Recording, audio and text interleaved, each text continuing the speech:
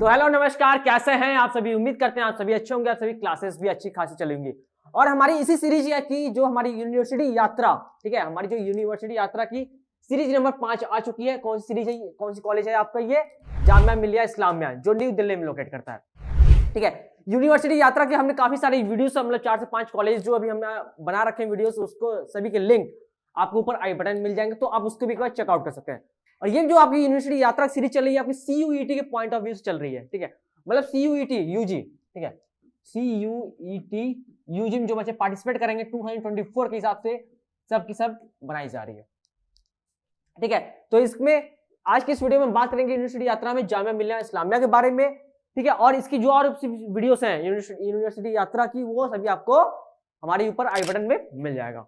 ठीक है, अगर इसमें बात करें तो इसमें हम किस किस पॉइंट्स को बात लेकर देंगे। ठीक है, तो सभी चीजों हम देखेंगे। सबसे पहले हम इनके बाद एलुमनाइज के बारे में बात करते हैं, जिसके एलुमनाइज की वो है पूरी रैंकिंग, ये भी काफी अच्छी आपको देखने को मिलती है।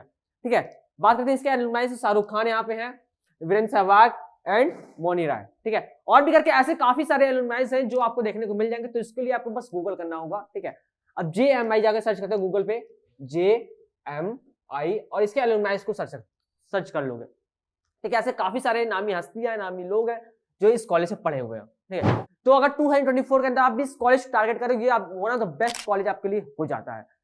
ठीक है, अगर इसमें हम बात करें तो जामिया आज के स्टूडेंट में क्या क्या बात करेंगे, तो इस कॉलेज की हम NIRF रैंकिंग बात करेंगे, और टोटली कितने कोर्सेज हमें प्रोवाइड कराती है CUET के अंदर। ठीक है, जिसमें आप अप्लाई कर सकते हो, ये सभी चीजें बात करेंगे। देन उन सभी कोर्सेज के एलिजिबिलिटी क्राइटेरियाज क्या होंगे, ये भी डिस्कस करेंगे। एंड डोमेन रखना है आपको CUET के अंदर, डोमेन लेना है, लैंग्वेज लेना है, या फिर GT का टेस्ट लेना है, ये सभी चीजें बात करें। और डिग्री कौन कौन सी ये प्रोवाइड आपको करवाती है, ये सभी चीजें आज हम बात करेंगे। ठीक है, अगर हम इसकी बात करते हैं, ठीक है, अगर हम इसकी बात करते हैं NIRF, ठीक है, NIRF की रैंकिंग। ठीक है, इसकी जो NIRF की रैंकिंग जो है, ये ओवरऑल, ठीक है, जब हम बात करते हैं ओवरऑल की, तो ओवरऑल इसकी NIRF रैंकिंग 12th है।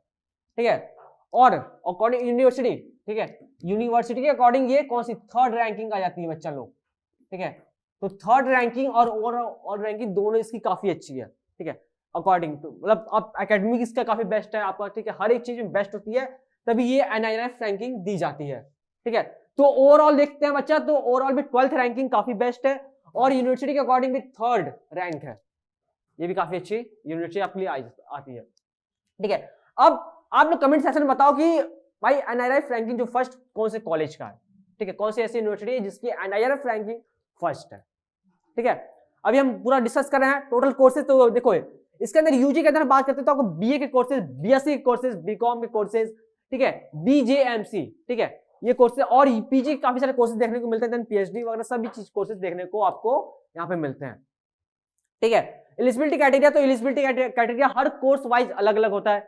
यूजी के बच्चों के लिए अलग होगा, PG के बच्चों के लिए अलग होगा, जो मास्टर्स फिर जो PhD वाले हैं उनके लिए अलग से एलिजिबिलिटी क्राइटेरिया होगी। तो डिपेंड करता है वो कौन से कोर्स हम सेलेक्ट कर रहे हैं। ठीक है, या फिर किस लेवल पे कर रहे हैं, यूजी कर रहे हैं, PG कर रहे हैं, या फिर आपके PhD वगैरह के लिए कर रहे हैं, सबके लिए अलग अलग होती है। ठीक है, और सेम उसी तरह बात करते हैं जब CUT के अंदर डोमेन, जनरल टेस्ट हो गया, लैंग्वेज का हो गया, ये भी सेम एज इट इज आपका जो फॉलो करता है कोर्स के अकॉर्डिंग। अब जिस कोर्स के लिए करोगे उसके अकॉर्डिंग सभी चीजें फॉलो करेंगे।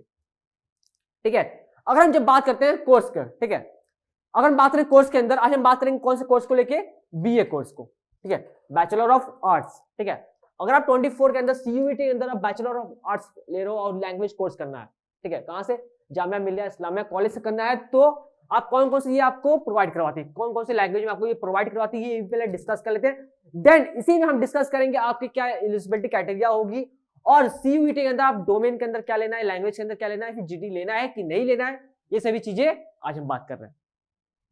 ठीक है, सबसे पहले बात करते हैं तो आपको ये BA देखने किसमें मिलेगा, BA ऑनर्स संस्कृत में देखने को आपको यहाँ मिल जाएगा। ठीक है, and BA honours French and studies में देखने को मिलेगा। ठीक है, नंबर 3 क्या है, BA honours Korean language. Number 4 BA honours in Persian, BA honours in Spanish and Latin American studies. ठीक है, and number 6 and last BA honours in Turkish language and literature. ठीक है, ये 6 ऐसे कोर्सेज हैं, ठीक है, BA में। ठीक है, ये 6 ऐसे कोर्सेज जो आपको जामिया कॉलेज प्रोवाइड करवा रही है, अगर आप BA लैंग्वेज को टारगेट कर रहे हो तो 24 के अंदर। ठीक है, अगर आप सोच रहे हो BA लैंग्वेज में करना है, तो ये इस कॉलेज से आपको 6 कोर्सेज देखने को मिलते हैं। अब हम बात करते हैं कि आपका जीटी मतलब क्या आपका सीयूटी के अंदर क्या कॉम्बिनेशन हमारा होगा, ठीक है।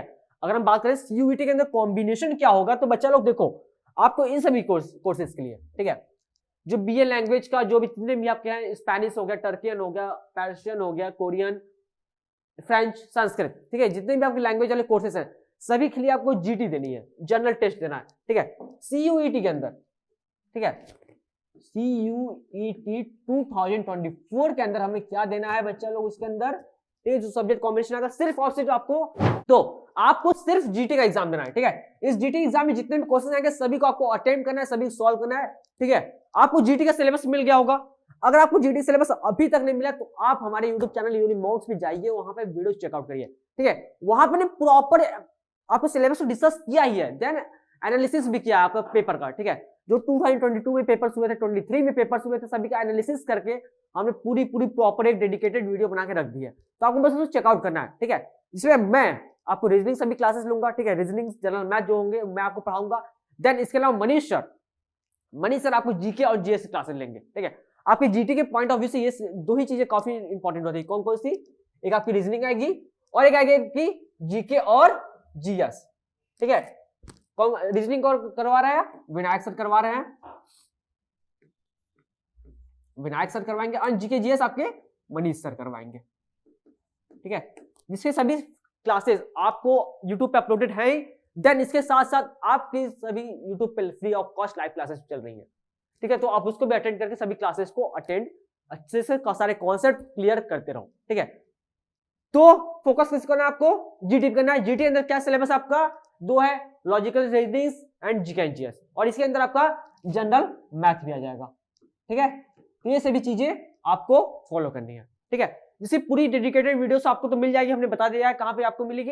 अब बात करते हैं इसके लिए एलिजिबिलिटी क्राइटेरिया की, ठीक है। इसके अगर हम एलिजिबिलिटी क्राइटेरिया की बात करते हैं क्लास 12 के अंदर, ठीक है, क्लास 12 के अंदर मिनिमम 45% मार्क्स आपका होना चाहिए, ठीक है। मिनिमम क्लास 12 के अंदर, क्लास 12, ठीक है, जिस टाइम अगर आप क्लास 12 में अगर हो, ठीक है, तो आपको 45% से अप लाना है, ऊपर लाना है।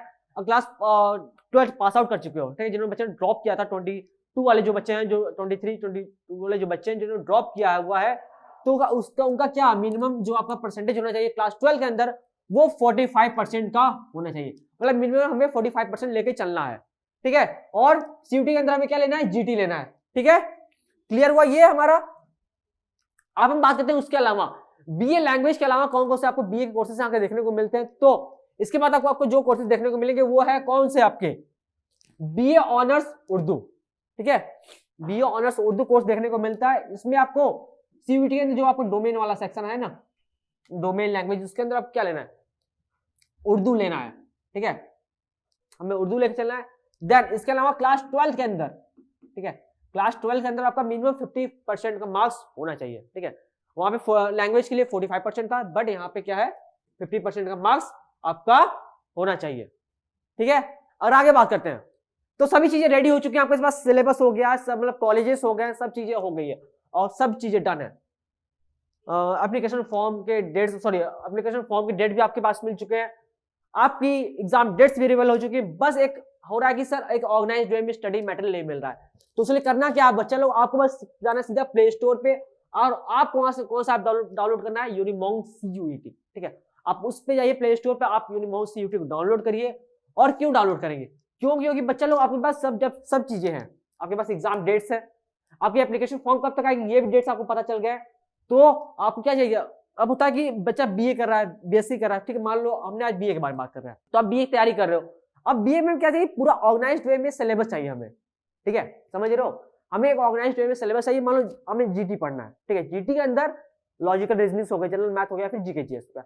अब सबके अंदर कौन कौन से टॉपिक्स आ रहे हैं, ठीक है, क्या क्या हमें एक्चुअली में हमें क्या क्या पढ़ना है, उन सभी को कहाँ मिलेगा, हम अलग अलग वेबसाइट पे जाएंगे, अलग अलग यूट्यूब चैनल्स पे जाएंगे, तो तुम्हारा टाइम वेस्ट भी होगा, ठीक है। उसी टाइम को बचाने के लिए आप इस ऐप को डाउनलोड करो, यहाँ पे आपको क्या मिलेगा, ऑर्गेनाइज्ड वे में स्टडी मटेरियल मिलेंगे, ठीक है।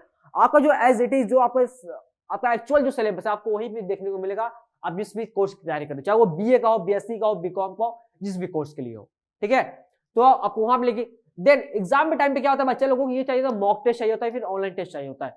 जिससे हम अपना लेवल चेक कर ले कि हमारा किस लेवल पे तैयारी हुई है, हम किस मतलब अपना क्या और बेस्ट डाल सकते हैं उसके अंदर। ठीक है, तो आपको ऑनलाइन टेस्ट, मॉक टेस्ट, वो सभी चीजें भी आपको यहाँ पे देखने को मिलेंगे। देन इसी के अलावा लाइव चैट विद मेंटोर। ठीक है, जो आपके फैकल्टी मेंबर्स हैं, जो आपके टीचर्स हैं, जो आपको पढ़ा रहे हैं। ठीक है, जैसे नम्रा मैम आपकी सोशियोलॉजी टीचर है, वो आपको सोशियोलॉजी पढ़ाती है। आयुष सर आपके बायोलॉजी टीचर है, तो आप बायोलॉजी के सभी क्लासेस लेते हैं। मैं आपको लॉजिकल रीजनिंग, जनरल मैथ पढ़ाता हूँ। ठीक है, तो उनके साथ जो भी आपके टीचर्स हैं, जो फैकल्टी मेंबर्स हैं, उनके साथ अपने सारे डाउट्स क्लियर कर सकते हो। ठीक है, चाहे वो आपके सब्जेक्ट से रिलेटेड हो, सीयूटी से रिलेटेड हो, किसी यूनिवर्सिटी से रिलेटेड हो, जिससे भी रिलेटेड है, आप वो सारे डाउट्स अपने क्लियर वहां पे कर सकते हो। ठीक है, वो भी लाइव चैट में। ठीक है, देन इसके अलावा online assessments and many more. ठीक है, इसके अलावा आपको बहुत सारी चीजें देखने को मिलती है, तो उसके लिए आप करना क्या पड़ेगा, सिर्फ और सिर्फ आपको इस ऐप को डाउनलोड करना है और कुछ नहीं।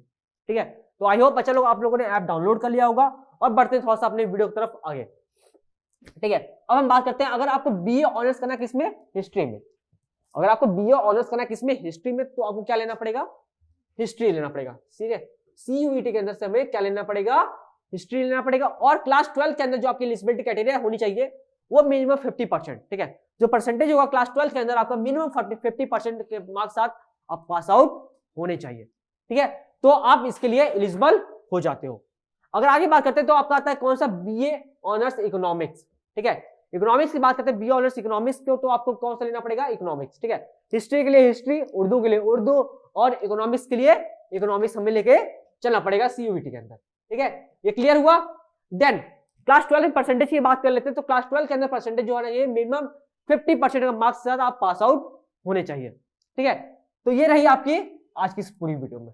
ठीक है, तो बच्चा लोग आज की इस वीडियो में हमने पूरा जामिया कॉलेज के बारे में बात की, जामिया मिलिया इस्लामिया कॉलेज के बारे में बात किया, जिसने बीए कोर्स को बताया। ठीक है, जो भी आपका बीए कोर्स होता है, ठीक है, बैचलर ऑफ आर्ट्स के जो भी कोर्सेज इनके हैं, उसकी एलिजिबिलिटी क्राइटेरिया क्या होती है, आपका सीयूटी के अंदर कौन सा डोमेन लेना है, लैंग्वेज लेना है, क्या नहीं लेना है, सभी चीजें हमने बात कर ली है। अगर इससे रिलेटेड कोई भी डाउट्स हो रहा है, कोई दिक्कत हो रहा है कि हाँ सर हमें ये नहीं समझ में आया, तो उसके लिए आप हमें नीचे कमेंट सेक्शन में हमसे पूछ सकते हो कि हाँ सर ये पॉइंट हमें नहीं समझ में आया, या अपने सीयूटी के अंदर क्या रखना है, क्या परसेंटेज या क्राइटेरिया, जो भी दिक्कतें हो रही है। ठीक है, जो भी कंफ्यूजन हो रहा है इसको आप कमेंट सेक्शन में हमसे पूछ सकते हो। ठीक है, तो तब तक के लिए धन्यवाद, मिलता है किसी नेक्स्ट वीडियो में। Thank you.